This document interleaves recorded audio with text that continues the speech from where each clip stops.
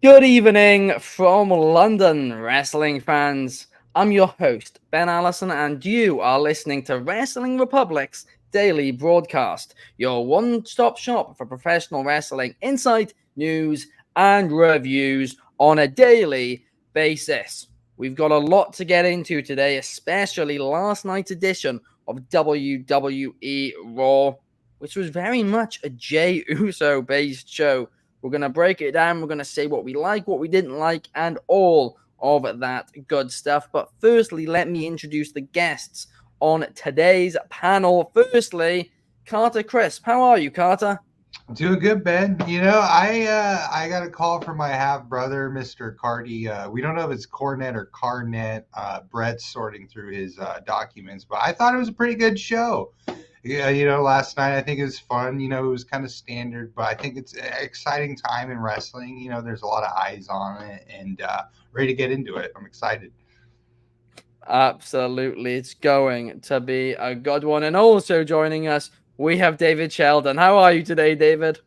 Hello, everybody. The David Sheldon in the flesh, fresh from my nap.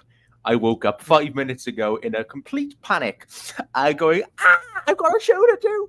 So I am here. I'm really excited to chat Monday Night Raw this week. A show that had its ups and a show that had its downs. I'm excited to get into both of those. And yeah, hope everyone's having a wonderful day. And let's get at it.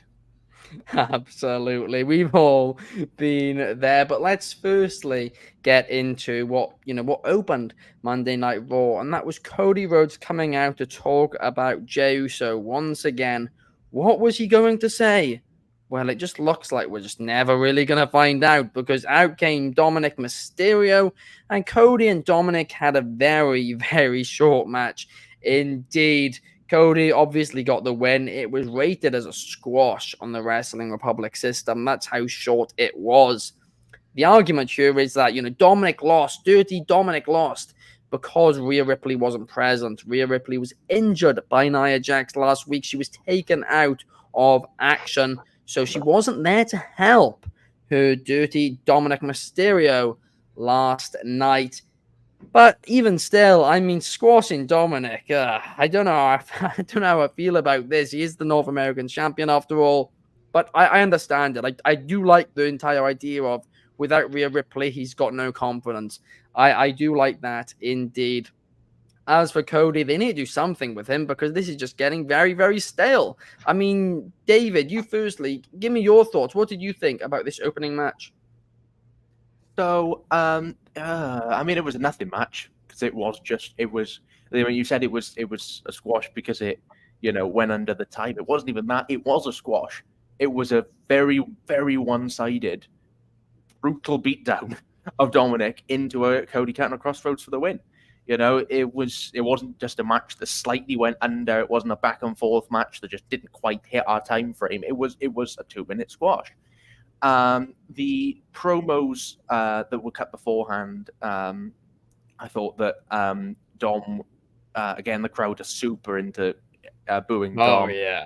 For the most part, nothing was really said, though. I've got some really good things I can say about Cody on this show related to the Jey Uso stuff.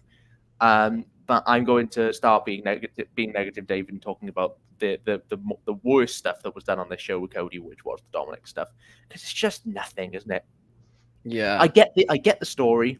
I get the story that Rhea's not there, and because Rhea's not there, Dom can't do it. I don't hate beating Dom quickly, even though he's a champion. It's not as egregious as other examples I've seen, such as Karrion Kross losing to Jeff Hardy, or I mean the worst one ever for me was Ricochet beating Austin Theory in a minute. It was Austin Theory beating Ricochet when Ricochet was IC champ. That was the worst I've ever seen for that. But I still I don't really know why the match needs to happen. why we need to watch Dominic get beat up before he's got a match against Carmelo Hayes tomorrow, before he's got a match against Dragon Lee next week on Raw, which is awesome, by the way. All of these things. Why do we need to see Dominic get battered? Who does it benefit? It doesn't benefit Cody to throw a plaything around for 2 minutes. It doesn't benefit Dominic to go into tomorrow having been completely and utterly humiliated by Cody Rhodes.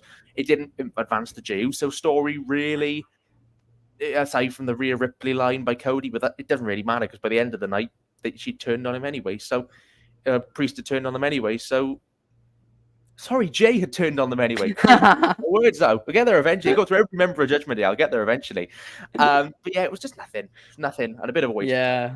I mean, the one thing I'd say, I guess, about it to try and understand what they're doing, I'm guessing that tonight on NXT, Dominic Mysterio is going to be battered by Carmelo Hayes as well, and he's going to lose to him very quickly without Rhea being there as well. And that will all, that'll increase the hype for the match next week. Dominic Mysterio versus Dragon Lee on Raw. They're obviously trying to get, the main roster audience more familiar with Dragon Lee, and then I'm guessing Rhea will return during that match and then help Dominic win. But the question is, if I've watched Dominic be battered around by Cody Rhodes, and then I tune into NXT and I watch Dominic be battered around by Carmelo Hayes, until Rhea Ripley shows up, why should I care about Dominic? Because then next week on Raw, I'm going to go and watch him get battered around by Dragon Lee as well. No, I'm saying Rhea Ripley returns next week, but then help him. But then kind of, I just don't see any value in that, because then I think it makes Dom look rubbish. And I get it. I do get it that that's the story that they're telling. I just think they can tell a better story. Because if you remember, there was when we had Karrion Kross lose to Jeff Hardy, and social media went ablaze saying, guys, it's a storyline, because what's going to happen is that Scarlett's going to come back. And when Scarlett comes back, it's all going to completely change everything. And nothing happened. So that's true. The booking changes on a whim. And I hope that there's a story here, but I also feel like we need to get Cody over, have him batter round up for 5 minutes.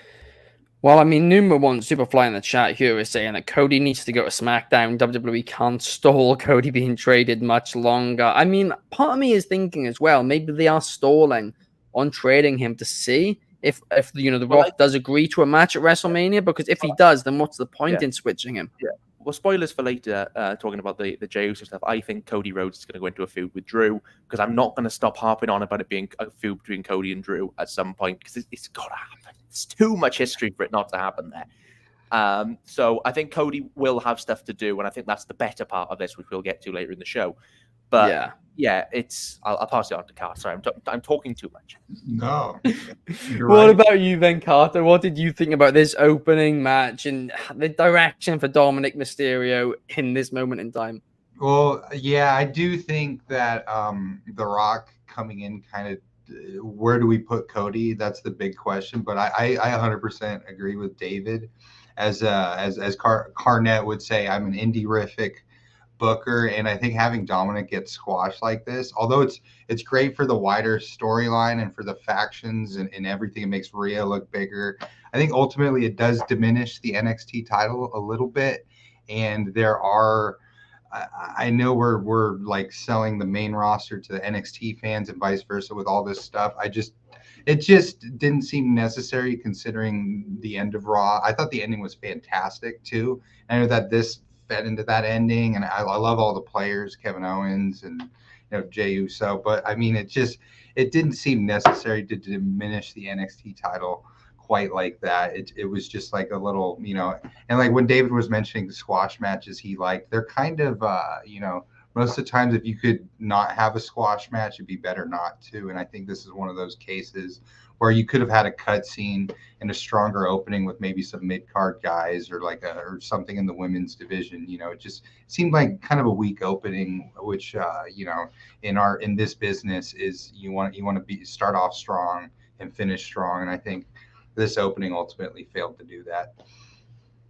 I can tell you've been playing a lot of GM mode at the minute, Carter. Mm-hmm. I was actually I was doing it today as well. Mm-hmm. But no, I do agree with you. You need to start the show in a strong way. Yeah, this is a rivalry that appears to have kind of stalled out at about a level 2, and have gone no Yeah. further.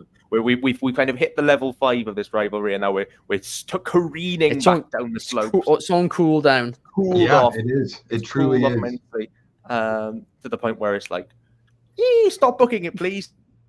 Please book something else. I'm surprised either of them have any stamina left, considering how long they've been running this for. But yeah, hopefully they just do something with Cody, whether that's sending him to SmackDown in preparation for Roman at Mania, or possibly the Rumble, whatever people wanted to say. Or, I mean, honestly, if it is Rock versus Roman at Mania, I'd say keep Cody on board and just do something with him. Have him take Seth's title eventually or something like that. Because we can't just keep waiting for him, to get a shot at Roman if Roman's going to hold it for another 18 months before then dropping it to Cody. You need to do something with him in the meantime, because otherwise the fans will just stop liking him. So, yeah, they're in a bit of a difficult position in this moment in time. We got Bobby Petito in the comments. Shout out to you, Bobby. Welcome to the show. But now let's move right on and let's talk about the World Championship picture, right? Seth Rollins obviously currently feuding with Shinsuke Nakamura. Last night on Raw, Nakamura returned to action to face Ricochet, and Seth Rollins very quickly tried to come out to try and take out Ricochet. He had no luck. Adam Pearce, brought him backstage, and then Ricochet versus Nakamura commenced. Nakamura didn't really have any interest in winning the match. He was more just about hurting Ricochet, as it was quite brutal. And then in the end, he got himself DQ'd with some chair shots. And just as he was about to completely and utterly break the leg of Ricochet, Seth Rollins came out from the crowd and the two brawled. Seth really wasn't selling any of his injuries at first. Then after it, when he was backstage, he was selling them. But it kind of feels like in this situation now, yes, Nakamura, I understand you. He wants to be in control. From a storyline perspective, he wants to be in control right now. But I don't understand why he didn't want that match 2 weeks ago, right? Because Seth's, basically getting more healed each and every week, and you're going to have a tougher Seth when you do face him at Fastlane. I'm still not sold on this. I'm really, really not. I mean, David, give me your thoughts on it. It's rubbish. There we go. There's my thoughts on it. No, that was a bit harsh. It's talking about a storyline. We talked about earlier about the cooldown of God, let's talk about a story on cooldown. In fairness, they're trying. I thought this whole segment was fine. I thought Seth coming out, to have the post-match, pre-match and post-match brawls was good. I actually thought Seth sold well, particularly the backdrop on the chair. You could see the kind of pain that he was in and trying to put on a brave face to get to the back before selling his injuries later. I don't mind Ricochet getting intentionally disqualified because he wants to hurt him more. Always hate an intentional DQ, but fair enough, I suppose. Match was fine. Crowd didn't really care. It's just we are in again. I have no interest in seeing Nakamura and Rollins wrestle again. I saw it once, and I don't think they've done anything to add any new layers to this storyline. It's just delay, unless we're getting a triple threat with Ricochet, which I would be more interested in. It's fine. It's just like, there are so many people that I'd rather see go against Seth. There are so many people I'd rather see go against a new Nakamura. I just feel like Seth, bless him, he's doing everything he can, but he's in a position right now where he is stalling because they're giving him, unfortunately, quite lame kind of just follow-ons. And I feel like the Nakamura feud may sadly end up doing less for the title than they think it's going to do, because I think it might actually make people switch off a little bit, because I already kind of am. So, yeah. It doesn't feel like a world title feud. That's what it doesn't feel like. Yeah, I tell you what. Like, we look at we had Ricochet versus Nakamura, just kind of. I know we haven't got time to talk about the match in a segment today because of time constraints. We had Kofi versus Diva, like the match before it, which was infinitely more entertaining with no story, with very very little to no story. Obviously, it was a thrown together match on last minute because the tag match, the other person, Viking Raiders, couldn't get cleared. That was infinitely more interesting, and the crowd went with it. So it's fascinating to me that one match that had no story, the crowd really came alive on. And this match, which is a heated rivalry over several weeks, based upon, Ricochet fought Logan Paul, Nakamura is your number one contender for the world title, and the crowd were a bit like, eh. Well, they didn't build it. They aren't making Ricochet feel important. If the direction is, well, regardless, they should have built this in a way where we believe that if Ricochet got the win over Nakamura, then Ricochet could have been added into this feud. That's how they should have built it. That's not how they built it. Number one contenders match. Although that then makes Nakamura look like an idiot because he's already rejected a shot at Seth from before. So yeah, you couldn't have done a number one contender. Such convoluted nonsense booking. From the week after Payback to this, and we're not getting any better. It's not looking good. It really, really isn't. I hope they sort this, and I hope they sort it out fast because, like we said, it doesn't feel like a World Championship feud. We spoke about the opening of Raw earlier on. My view always is you should either start or end every single week with your World Champion, right? Or your big champion. I believe you should start with the women's, end with the men's, or vice versa, right? I'm a big believer in that. A lot of people will complain, a lot of people like to start with matches, whatever. That's personally my preference when it comes to things because it makes the titles feel important. This was slap bang in the middle of a show in a segment which usually WWE don't particularly care about. It's usually where they put the stuff in which they don't have much interest in, to say the very, very least. And I think that says a lot about this, to be honest with you. But now let's move on and let's talk about something which I liked a bit more than this, right? Although it made things slightly confusing in terms of the Intercontinental title picture aspect, right? Last week, Gable, teamed with Otis and Ciampa to take on Imperium. I was very worried they were going to run back Gable versus Gunther straight away afterwards. I think it was you, David, who said to me, I believe it was you who said that you didn't think that was the direction. You thought Ciampa versus Gunther was the direction instead, and you were completely right in that, thankfully, because Gable Gunther I loved, but let's not run it back again so quickly after. Let's wait a bit of time, right? But Chad Gable on last night's Raw faced Big Bronson Reed. And honestly, right, I mean, a lot of people are joking or whatever, about his name and all of the stuff like that. I actually think the name, all of this, it suits the main roster quite well. It is very Vince-like, it is. But I think you can brand him quite well. And I think he could be, the next contender for Seth Rollins if built well. And I think that might be where they're going with this. Because last night, he didn't squash Gable by any means, but it was a fairly short, very fun match. And Reed shockingly got the victory. It really, really surprised me here. I very much presumed Gable was going to win.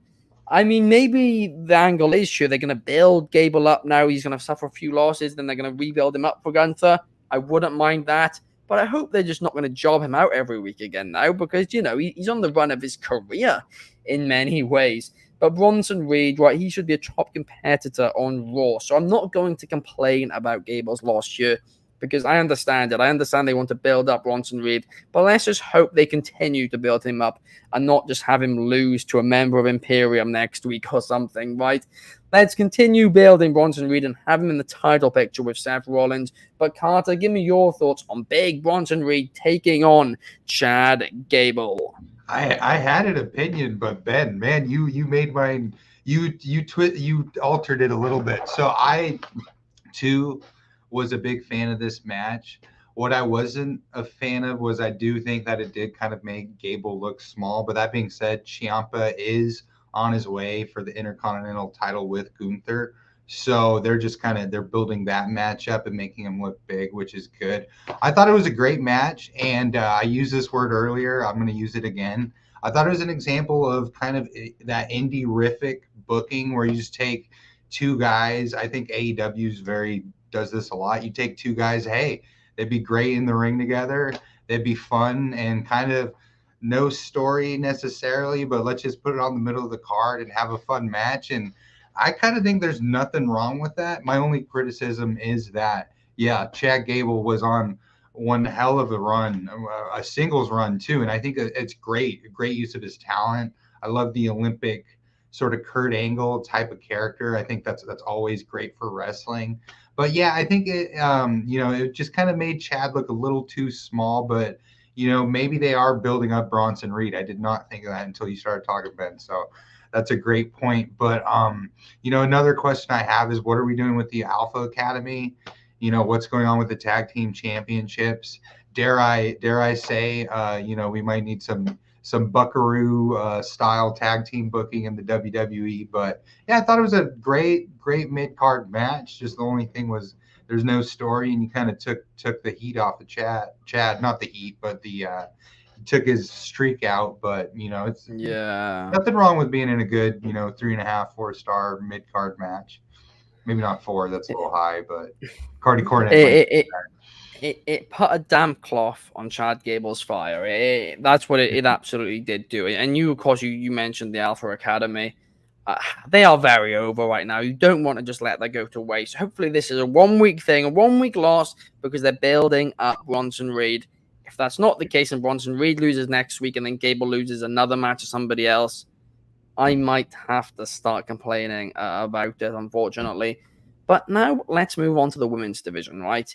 Let's try and be a bit more positive, because Chelsea Green, right, when she came to the main roster, or when she returned to WWE with this Karen gimmick, I didn't know how it was going to work, right? I didn't really have many doubts that she'd do well with it, but I didn't know how it was going to work. But that segment with Adam Pearce and Pippa Niven last night, right? It was gold. Chelsea Green's just brilliant at this. She really, really is. I wish they booked her more seriously in the ring, right? Because I think she could be a main event star. Like, she can seem like a complete idiot or Karen, whatever. But if she's still effective in the ring, that would almost annoy you more, because she's actually good in that ring. But then, she's so annoying as well. But unfortunately, she seems to just lose every time. Every time she's in the ring on her own. But yeah, I mean, we got Bobby in the commenting. Chelsea Green is great, absolutely. But Pippa Niven, right? Who she didn't realize is from Scotland. Took on Shayna Baszler and Zoe Stark. And a few weeks ago, I spoke about this on the show, right? I wasn't sure what was happening with Baszler and Stark. I found it very weird that Zoe Stark lost so quickly after the Trish thing. I was not a fan of it. I wasn't. And I think it was you, David, again, who said, I think they're building towards, or it might be Chaos, who said they're building towards a tag team. And I went, I don't know how I feel about that, but I guess it makes sense. Well, this is a match in which they should have built up a lot more. Shayna Baszler and Zoe Stark, who've got a lot of momentum at the minute, facing the women's tag team champions in Chelsea Green and Pippa Niven. This should feel like a big deal. Did it feel like a big deal? No. There was pretty much no story. The match just started and then Nia Jax came in and just destroyed everybody, right? I don't mind Nia Jax actually doing that. I like the Nia Jax part, but I think I don't know why Baszler and Stark, deserve a title shot out of nowhere like that. I'm not a fan of how they're booking these women's championships, which is a real shame, as I'm a big fan of all 4 women who were involved in this match. Anyway, Nia Jax just took everybody out post-match. I thought it was fine. Whatever. I mean, this does make me wonder now. Maybe Nia Jax versus Rhea Ripley isn't the direction. Maybe they are just going to have to go through all the women's division first, but I guess we're going to have to wait and see. But David, give me your thoughts on this match. I'm glad you're more positive than I am on this, Ben. To me, what this reminded me of was when Braun Strowman made his return to WWE and made his return by killing the entire tag team division. And it made the tag division look absolutely hopeless. Look, I've got no problem with them destroying Chelsea Green, because Chelsea Green is an idiot, right? I know she's a tag champion. She's got a muscle behind her. She's got a Piper. Grand. Shayna Baszler, Zoe Stark, and Piper Niven should not be getting steamrolled by Nia Jax. I get Nia Jax is your world title contender. I understand that, if that is where we're going. But God, it makes the tag division look so naff. This whole segment made them look naff, because it was heel versus heel with very little story. It was quite boring for a while. And I think Baszler and Stark have got quite, good chemistry and could be something. And Chelsea and Piper are great. But it didn't get a chance to really get going because Nia Jax came out and killed everybody. I don't really know what this is supposed to do for your tag team division, a tag team division that is desperately frail, desperately needs care, which has not been afforded to it, in years, and is still not having much care afforded to it, as is evident here. Chelsea Green is hilarious, and the stuff, like you said, the thing earlier in the show with Adam Pearce was hilarious. But like when you get in the ring with this, it's just a bit naff, and I don't need Nia killing everybody. Kill somebody else. Don't kill your tag team champions and probably one of your only real built teams that you've just started to build. Book better. My classic phrase, book it better. I will agree with you, David. I'm arguably being a bit too positive about this situation, but it's as upsetting as it is to say. I just kind of come to expect it now with the women's tag team division because WWE just don't care about it themselves, which is a real shame. And I mean, the NXT women's tag team division was a lot better, and then they took the tag titles out of that, so they just don't take it very seriously, and that sucks. These belts are cursed. I don't know. I don't. I know you're joking, but even that, like, it's not even that they're cursed. There's a very simple solution. It's not like everybody who ever gets them gets injured. Yes, a few people have, but when they do have fit champions, they just don't book it well. They've not, but I can't even remember the last time they booked these titles with any care. Bayley, Sasha Banks, maybe. Crikey, that's 3 years ago. Yeah. Oh no, yeah, you're right. You're right. That's terrible. That's really bad. Brutal. Oh, before I go on a rant, let's talk about the NXT Women's Championship because, of course, Becky Lynch is now the NXT Women's Champion. We speculated in last night's podcast that maybe she won it for Jade Cargill to come into NXT and then take it off her. She did an open challenge on last night's episode of Raw, Becky Lynch, and everybody just for a second got their hopes up. But no, it was not Jade Cargill. Instead, it was Natalya. I really hope Becky keeps doing these open challenges, and then eventually Jade Cargill debuts, and each week fans kind of expect it but don't get it, and they keep doing it, and then like a few weeks in, fans are like, well, she's not coming now, is she? And then Jade Cargill suddenly shows up. I'd quite like that. But Becky Lynch took on Natalya. I've seen a lot of people complain about this, but Natalya is somebody who I've always thought is very underrated. I've always been a fan of hers, and the two just put on a solid match. Nothing special, but a solid match about it. I like Natalya being the veteran in this situation. I liked how she came out, and when Becky said to her, you're not a young star, you don't deserve a shot at this. Natalya was like, well, you're not a young star either, so you're an absolute hypocrite if you're only letting young stars have a shot at the title. I like that because, she called out the hypocrisy about it. And Bobby is saying in the comments that he'd really like to see Becky Lynch versus Tegan Nox or Becky Lynch versus Xia Li for the NXT Women's Championship. Count me in. But with for both of those, number one Superfly is saying Natalya's promo was conflicting because she called out Becky for stealing the NXT title from NXT. Yet she wants it herself. I mean, no, I see where you're coming from, but in fairness, right? Natalya was saying, she was calling it the hypocrisy about it, right? She wasn't saying that herself. She was saying that, if you're doing that, you're the one who stole the title from NXT. So how dare you say that? It makes no sense. So I didn't personally have an issue with that. But Carter, give me your thoughts on it. Well, I loved it too. I'm happy you're positive on this one, Ben, because I know we can go either way on these things, but I thought it was, I think what they're doing with the NXT women's title is everything we want out of the NXT men's title. You have an absolute star in Becky Lynch holding it, and she's going to go down. Those suggestions were great, and she's going to build up young stars in NXT. And honestly, I thought Natalya was the perfect woman for this match last night. You don't want one of your grade A premium stars. Not saying Natalya can't be that level someday, but she's kind of a technical wrestler, a little bit not as strong on the microphone as some of the other girls, and I thought she was perfect.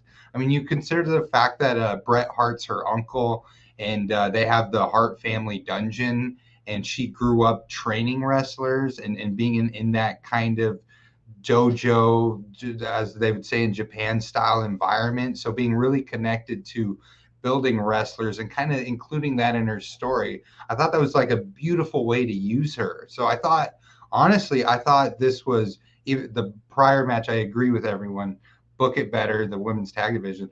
The NXT women's title is being booked fantastically. I wouldn't book it any differently. I mean, I give this match like 4 stars. Both me and my long lost cousin or half brother, whatever he is, Mr. Carnett. I thought this was great booking. You had a technical women's wrestler versus a star high flyer, amazing talker, and Becky.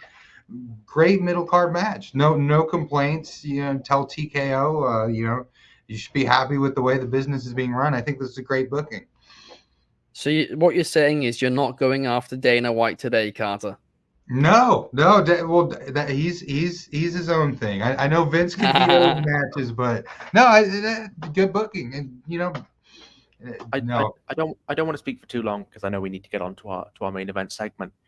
I'm not a big fan of Becky as NXT champion. I'm sorry, I'm not. The only reason I say that I didn't mind when Dolph had it because Dolph was an underused star on the main roster. Went down to NXT, felt like that was kind of the story, was the veteran coming in and kind of taking off the young rookies for a little bit before he lost it back. I think Becky is so much of a star. She's so good. She's great. And these matches will be excellent and she'll elevate people, I'm sure. If Cody Rhodes went down to NXT, took the title from Carmelo Hayes and brought it back to the main roster, I think people will be more irritated. Because I think because I do think it's a little bit of a case of, they've got such a good women's division in NXT right now compared to the main roster, which is all over the damn place, really. The NXT women's division is booked with so many good women who can hold that title. Now, I'm sure Becky's going to make it a mission to put over as many people as she can, and I'm all for that. I don't hate it. This is not me going on a hit piece or anything like that. It's just, for me personally, I would rather see somebody from that division hold the title because I think it just makes them feel more important. I suppose whoever beats Becky will get a rub. Maybe that's Tiffany again. So that is the counter argument, and I get that.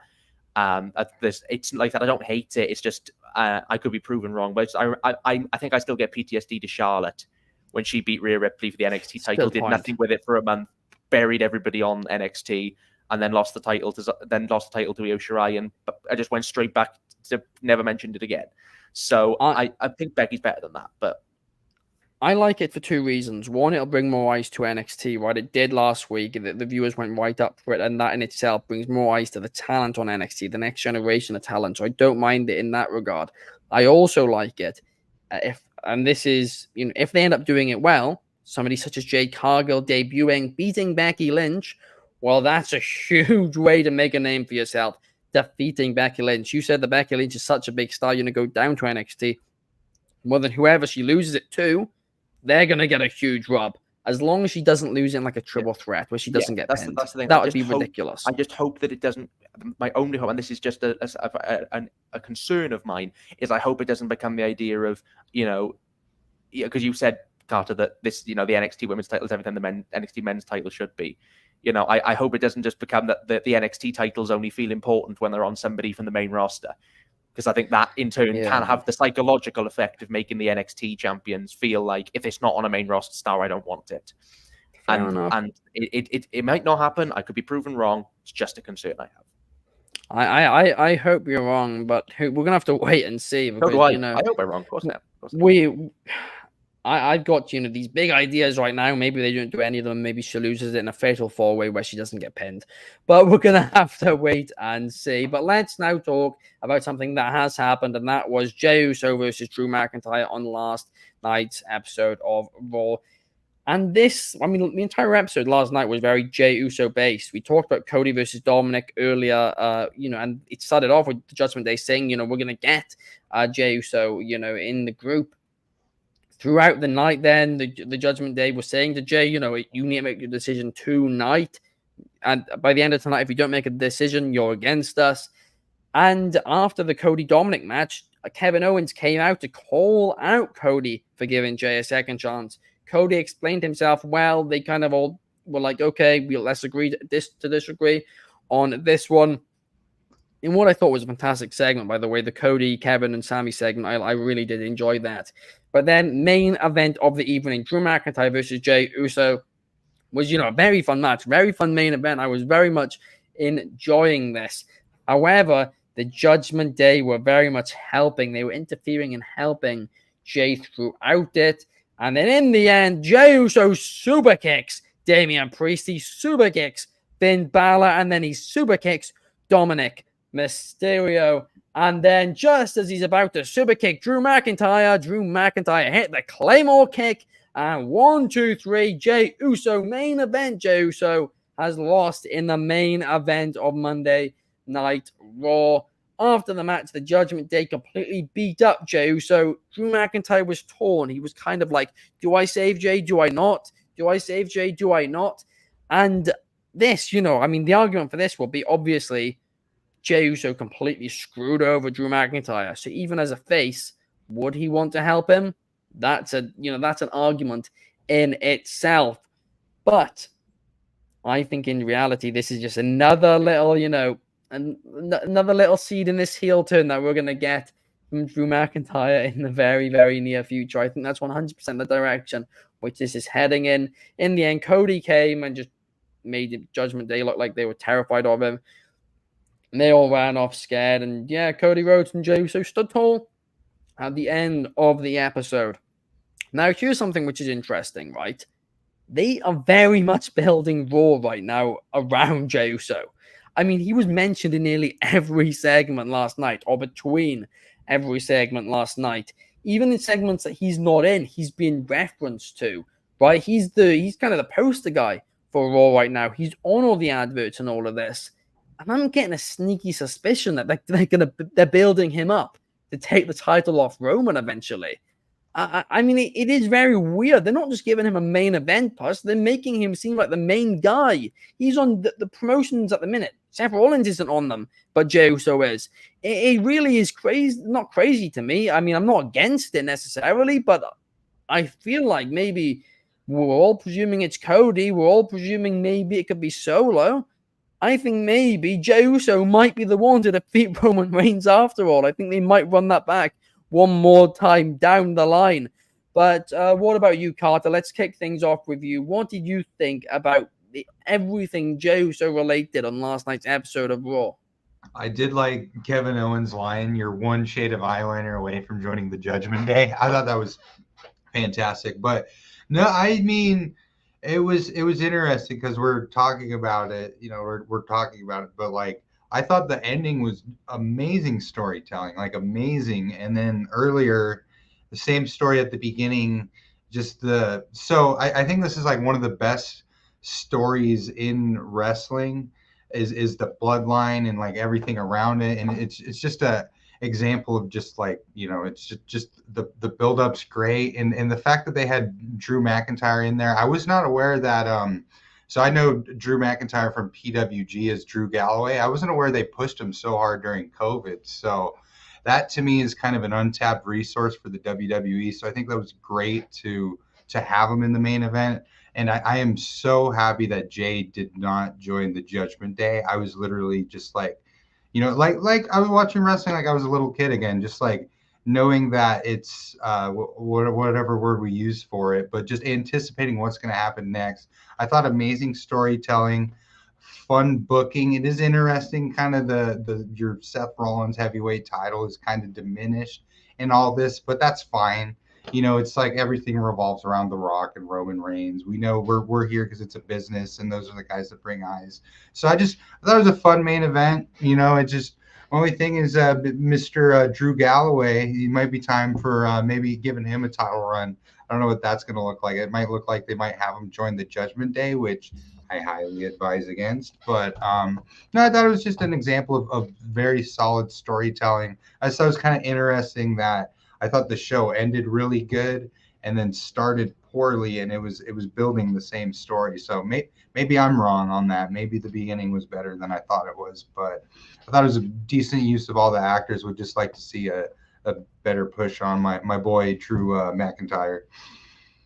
I always do love your perspective, Carter, in terms of, you're somebody who, you really came, you were a fan of the independent scene, especially, in California for Mhm. so long.